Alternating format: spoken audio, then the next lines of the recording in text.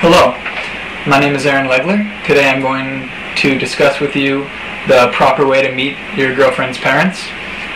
In the interest of time, I have printed out an outline for each of you instead of writing it on the board. Okay, to begin, let's discuss the timing of the dinner. It's very important that you really think about when would be a good time to meet the parents. I mean, you don't want to do this for a casual relationship.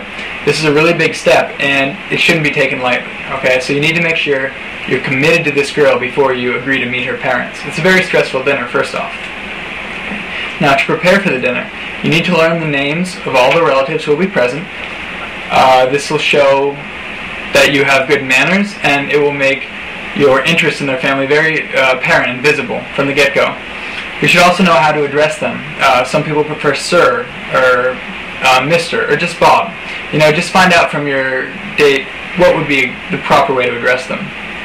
The third thing you need to find out about the family members is their interests. Perhaps you have some overlapping interests that would be good to bring up during the dinner.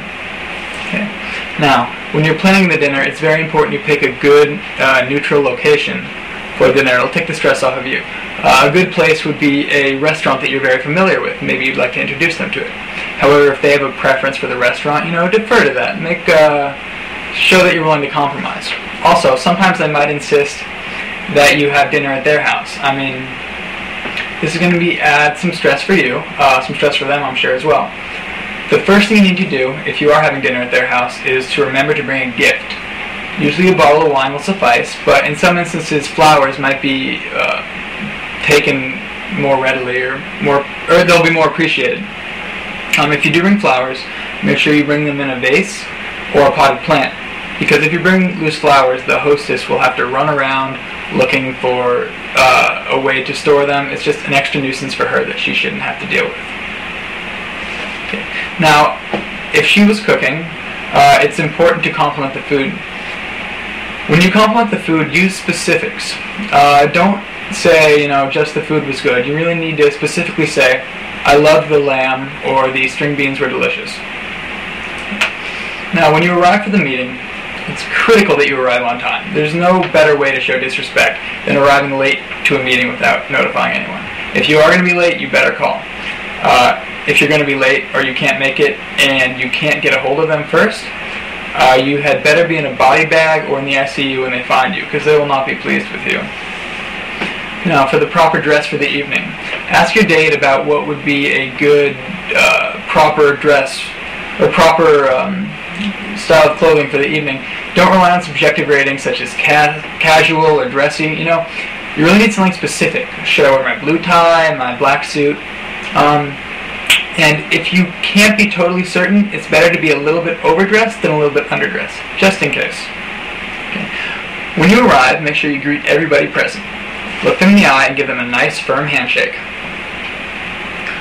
When you're having dinner conversation with the people, avoid controversial topics, things like race, religion, foreign affairs, politics, things of that nature where you might be in disagreement with the host. This can never come out good looking for you. And, I mean, if they ask about something, you don't have to lie about it. Just briefly state your opinion and move on. There's no reason you should get drawn into an argument over this. Try to steer the conversation towards them. Ask them about their interests and their activities, and try to show a genuine interest in it. Try to relate your own activities and experiences with theirs.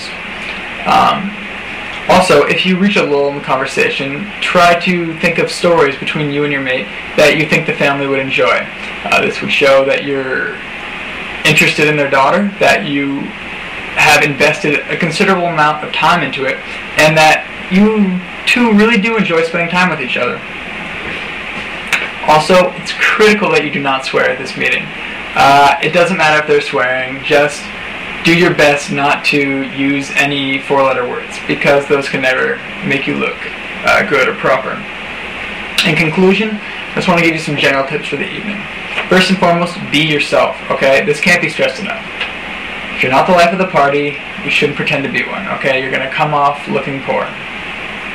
Okay? Also, you need to relax for this dinner.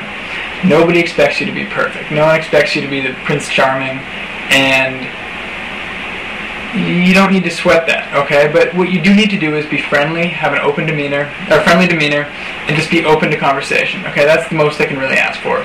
If you have clammy hands when you handshake with them, yeah, it happens. Okay, also, don't overdo the affection with the daughter. When you're leaving and maybe you want to kiss her, you kiss her on the cheek or on the hand, but don't go in for the lip lock, okay? Nothing a father would hate more than to see his daughter kissing some stranger. Okay. At this point, I'd like to open it up for some questions.